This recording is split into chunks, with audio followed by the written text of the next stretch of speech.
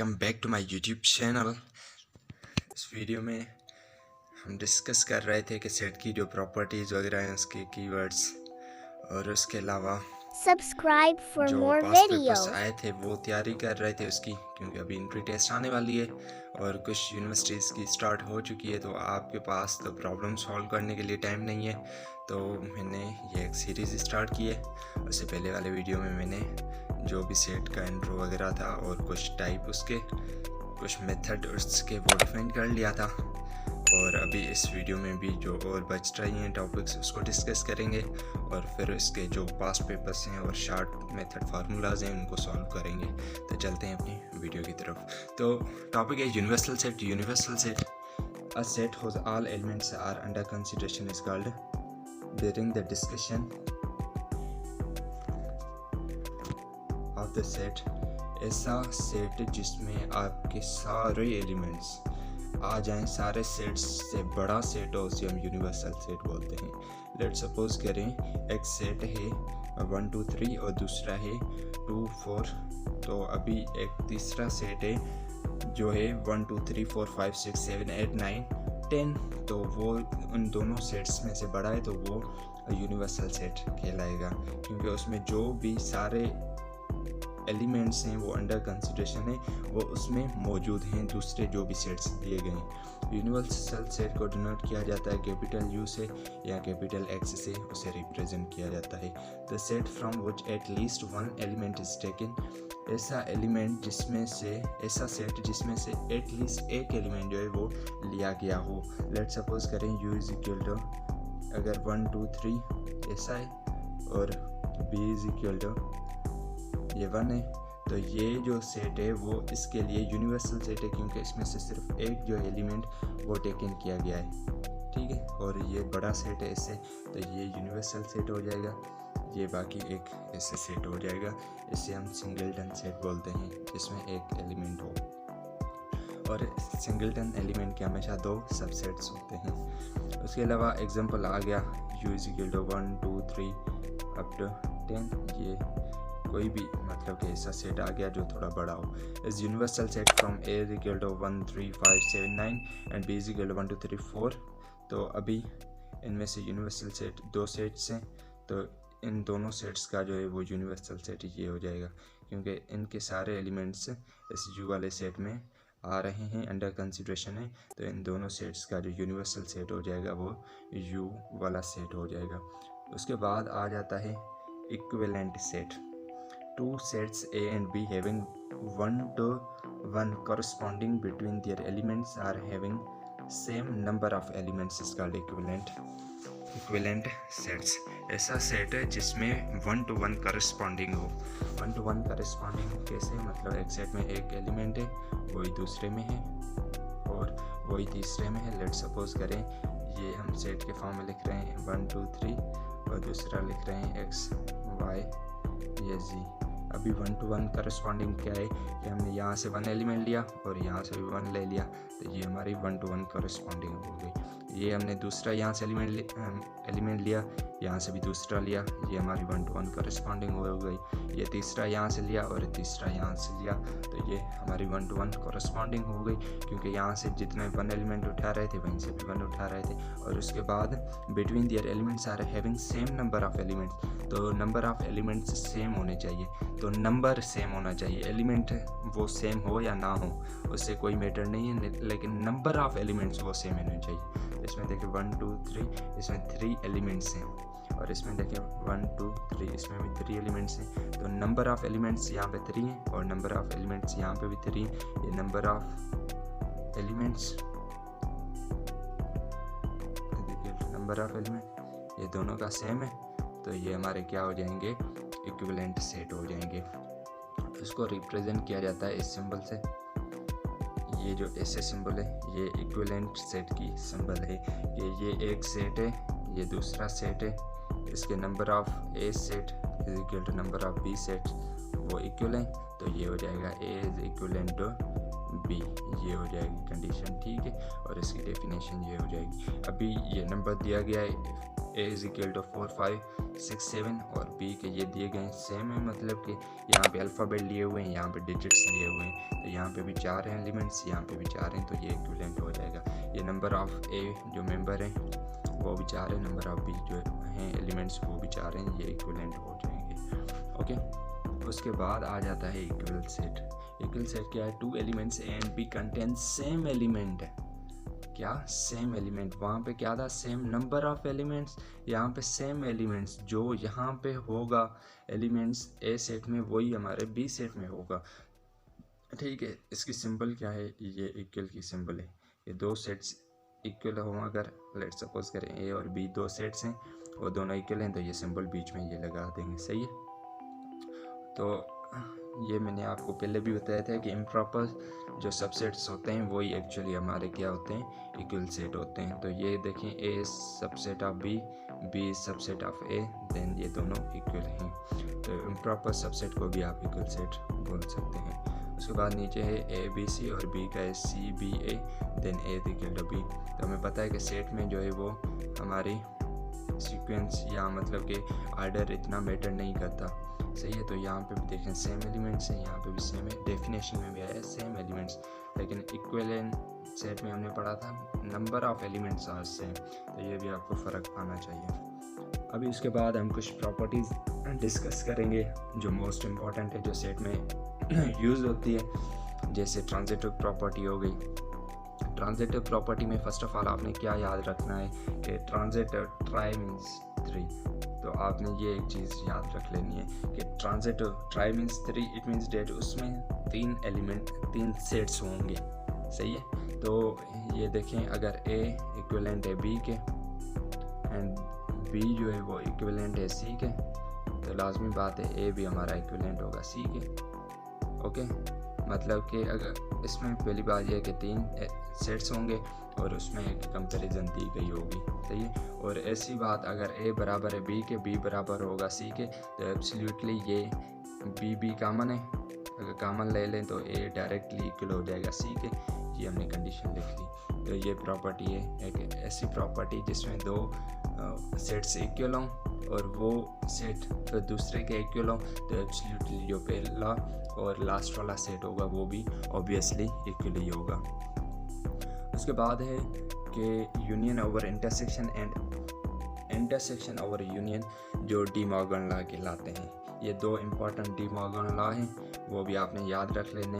जो भी short tricks आती हैं उसमें वो सॉल्व करने के बहुत काम आ जाते हैं डी मॉर्गन्स लॉ, सही है। तो पहला है ए यूनियन बी, अगर एक ब्रैकेट में 2 सेट्स की यूनियन की गई हो और ऊपर से होल इंटरसेक्शन हो, तो आपने क्या करना है, इंटरसेक्शन जो है वो पहले पे भी देनी है, ये पहले पे हमने दे दी ए पे।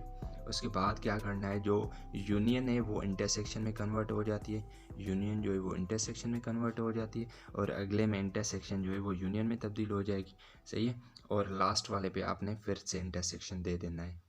ओके, तो ये हमारा फर्स्ट डी मॉर्गन लॉ हो गया कि डी मॉर्गन लॉ क्या है, A union B whole intersection वो बराबर होता है ए इंटरसेक्शन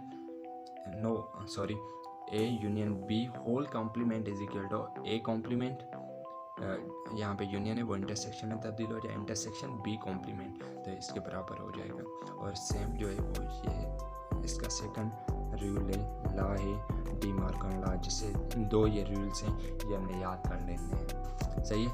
और इसकी मैं शॉर्ट ट्रिक्स भी आगे जब प्रॉब्लम सॉल्व करेंगे ना, तो आपको इसका इम्पोर्टेंस का पता चल जाएगा कि कैसे ये इम्पोर्टेंट है। और इसके अलावा है नल कॉम्प्लीमेंट, अगर नल सेट के ऊपर कॉम्प्लीमेंट हो तो वो किसके बराबर हो जाते हैं, तो कॉम्प्लीमेंट का मतलब है यू माइनस जो सेट है जिसके ऊपर कॉम्प्लीमेंट दिया गया है वो उनमें से सब्ट्रैक्ट कर देना है। तो हमें ये पता है कि नल सेट में कोई भी एलिमेंट नहीं होता, यूनिवर्सल सेट में से अगर नल सेट सब्ट्रैक्ट करेंगे तो ये सेम ही हमारा यूनिवर्सल सेट बचेगा, तो ये यूनिवर्सल सेट, इसकी भी ये प्रॉपर्टीज़ है मोस्ट इम्पॉर्टेंट। और उसके बाद है यू कॉम्प्लीमेंट, यू कॉम्प्लीमेंट का मतलब है जो भी कॉम्प्लीमेंट है, मतलब यूनिवर्सल सेट में से जिस सेट के ऊपर कॉम्प्लीमेंट है वो सब्ट्रैक्ट करना है, तो यू में से यू सब्ट्रैक्ट करेंगे तो ये ऑब्वियसली हमारा जो है आ जाएगा वो नल सेट आ जाएगा। तो ये प्रॉपर्टीज़ हैं, इसकी और भी प्रॉपर्टीज़ हैं लेकिन ये मोस्ट इम्पॉर्टेंट है, तो नोट डाउन कर लें ये। उसके बाद आ जाता है सेल्स। सेल्स बी सेट की एक प्रॉपर्टी है जिसमें क्या होता है, two non empty subset of U universal set A and B whose union is universal set are called sets. एक ऐसा सेट है two non empty subset of universal set, it means that एक ऐसा सेट जो non empty हो, मतलब कुछ ना कुछ उसके एलिमेंट्स मौजूद हों और दूसरा भी एलिमेंट्स हों, वो दोनों यूनिवर्सल सेट हों, यूनिवर्सल सेट के सबसेट हों।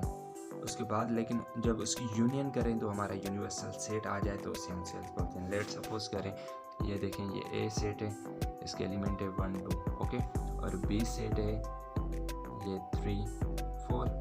अभी यूनिवर्सल सेट उसमें दिया गया है 1 2 3 4। अभी देखें ये ए सेट जो है वो हमारा नॉन एम्पटी है, देखें नॉन एम्पटी हो गया, ये भी नॉन एम्पटी, और दूसरा टू नॉन एम्पटी सेट, मतलब एक ये सेट लिया है, एक ये सेट लिया है, ये भी नॉन एम्पटी है, ये भी नॉन एम्पटी है, okay, subset of universal set. अभी देखें ये ए जो है वो हमारा सबसेट है यूनिवर्सल सेट का, क्योंकि ए के सारे मेंबर यूनिवर्सल में आ रहे हैं, और बी का भी देखें सारे एलिमेंट्स इसमें आ रहे हैं, ठीक है, ये भी कंडीशन वैलिड हो गई। Whose union is universal set. अभी इन दोनों की अगर हम यूनियन करें, ए यूनियन बी, तो क्या हो जाएगा 1 2 3 एंड 4। तो अभी देखें ये क्या बराबर है, क्या कह रहा है, होज यूनियन इज यूनिवर्सल सेट। अभी इसकी हमने यूनियन की है, वो देखें यूनिवर्सल सेट ही आ रहा है, तो आ रहा है, तो ये हमारा क्या हो जाएगा, ये सेल्स हो जाएंगे, सेल सेट्स, ठीक है। तो ये सेल्स का कॉन्सेप्ट था। उसके बाद आ जाता है एग्जीक्यूटिव सेट्स। एग्जीक्यूटिव सेट्स क्या होते हैं, two subset A and B of a universal set U such that A union B is equal to universal set, okay, universal set. और उसमें क्या होता है, एक और भी इसमें प्रॉपर्टीज़ थी, प्रॉपर्टीज़ ये थी कि उनकी जो इंटरसेक्शन होगी A union A intersection B, वो आ जाएगी नल सेट के, सही है। ये भी कंडीशन हमें याद रख लेनी चाहिए कि इंटरसेक्शन भी उसकी जो होगी वो एम्पटी सेट होगी, ठीक है। तो उसमें देखे थे कि उसमें 1 2 और 3 4 ऐसे थे, तो 3 4 और 1 2 में इंटरसेक्शन निकालेंगे तो वो एम्पटी आ जाएगी, तो इसलिए ये कंडीशन फुली उस पर वैलिड करती है। और एग्जीक्यूटिव सेट की भी लाइक सेम जो है वो सेल्स की तरह है, two subset A and B of a universal set you such that a union b is equal to universal set। तो ये भी सेम ही प्रॉपर्टीज है, लेकिन उसमें सेल्स में क्या था कि सिर्फ आपने एक प्रॉपर्टीज और है जिसे हम बोलते हैं कि इन दोनों सेट्स की जो इंटरसेक्शन है वो 0 होगी, 0 नहीं बल्कि एम्पटी होगी, क्योंकि 0 भी एक वैल्यू है, लेकिन एम्पटी जो है वो खाली उसका कुछ भी वैल्यू नहीं है। Order of and triples, the order set defined by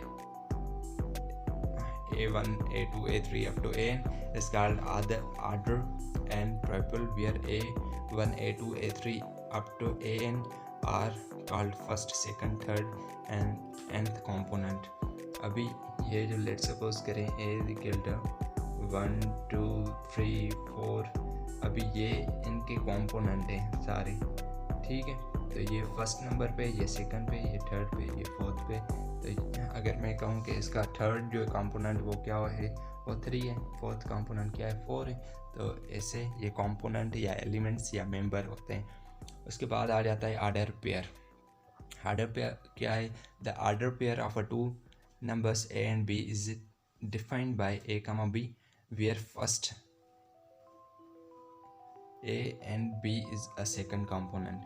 अभी ऑर्डर पेयर क्या है, पेयर तो हमें पता है कि 2 मतलब कि किस चीज़ का कपल हो, तो इसमें क्या होता है, हम ब्रैकेट में शो करते हैं 2 कंपोनेंट को, ठीक है, और उसके बाद ब्रैकेट दे देते हैं, ये फर्स्ट कंपोनेंट हो जाता है, ये सेकंड कंपोनेंट, ये ऑर्डर पेयर में हमारे काम आते हैं। उसके बाद A comma B is doesn't equal to B comma A, जैसे सेट में ऑर्डर जो है वो मतलब कि बहुत मैटर करता है, सेट में बहुत मैटर नहीं करता, आप उसकी सीक्वेंस, जैसे मैंने अभी एग्जांपल पढ़ा A B C C B ए, तो वो दोनों इक्वल थे, लेकिन ये जो ऑर्डर पेयर है वो बी कमा ए के बराबर नहीं होगा, सही है, ये बराबर नहीं होगा। क्यों नहीं होगा, क्योंकि जब हम इसकी इक्विवेलेंट लेते हैं तो ये कह रहा है मतलब ए बराबर है बी के और बी बराबर है ए के, तो ये कंडीशन नहीं होती। सही है। तो ये बराबर नहीं होंगे, बराबर तभी हो सकते हैं जब उनकी करस्पॉन्डिंग पोजीशन जो है वो सेम हो। सही है। तो if A is equal to B and B is equal to A, then अच्छा एक और कंडीशन आ जाती है, अगर दोनों बराबर हों तो फिर ये वैलिड हो सकता है। लेट सपोज करें 7,7 है, तो अभी तो ये सेम है, हमें कैसे पता चलेगा? तो ये 7,7, तो ये हमारे ऑर्डर पेयर इक्वल हो सकते हैं अनलेस जब तक दोनों बराबर ना हो। ठीक है, अगर बराबर नहीं है तो वो ऑर्डर पेयर इक्वल नहीं होगा।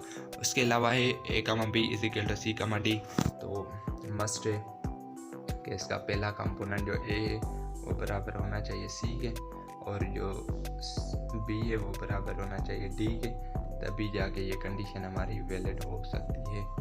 उसके बाद है Cartesian product of a two set. The Cartesian product of a two sets A and B is denoted by cross. जैसे मल्टीप्लिकेशन होती है ऐसे ही कार्टेशियन प्रोडक्ट की सिंबल होती है।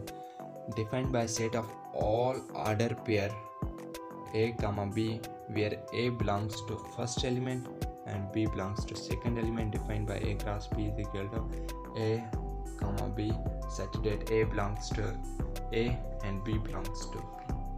ओके, कार्टेशियन प्रोडक्ट की जो कुछ प्रॉपर्टीज़ हैं वो हैं कि A cross B doesn't equal to B cross A।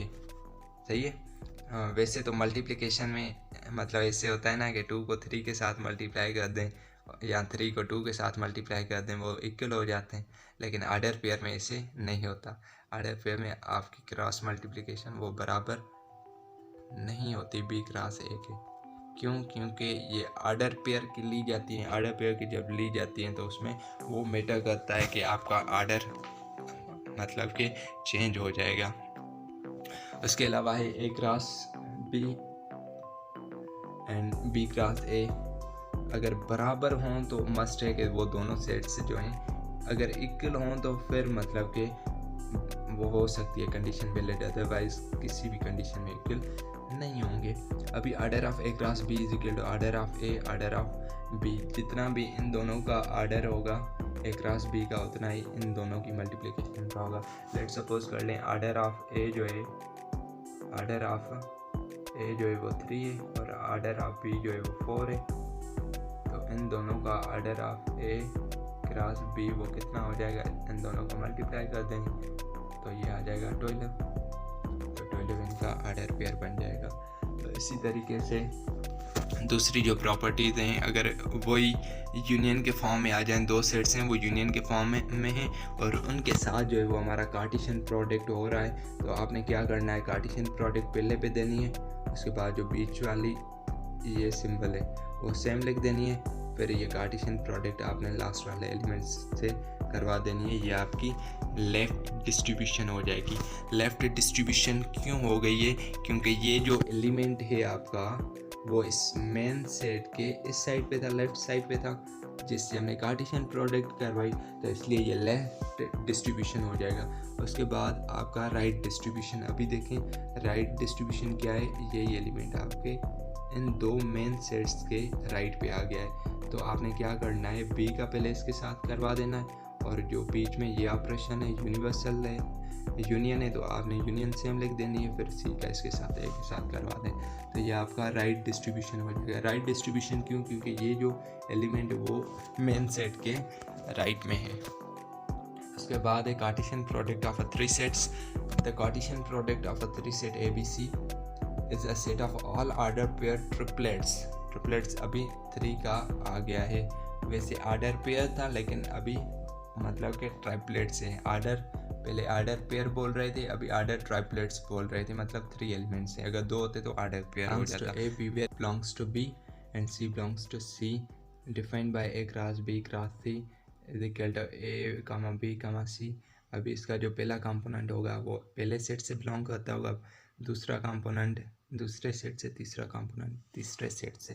तो order of A cross B cross C वो बराबर होता है order of A order of B into order of C. ये आपका उसका ये आ जाएगा कि इस तरीके से हम इसकी कार्टेशियन प्रोडक्ट मालूम करते हैं। अभी आने वाले वीडियोस में हम प्रॉपर्टीज़ पे डिस्कस करेंगे और पास्ट पेपर्स को सॉल्व करेंगे। Till the time take care, अल्लाह हाफिज़।